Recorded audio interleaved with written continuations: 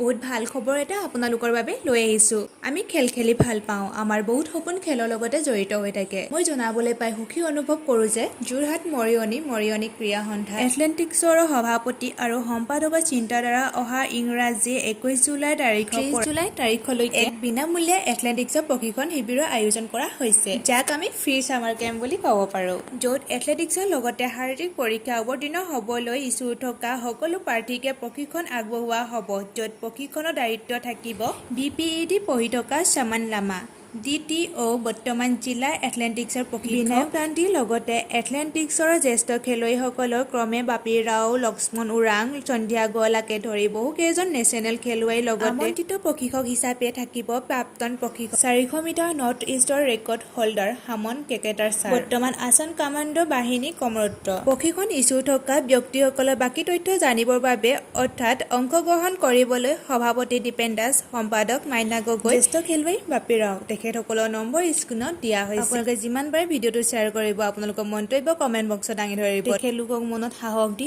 আগুৱাই নিয়াত সহায় কৰিব বুলি আশা থাকিল। ধন্যবাদ।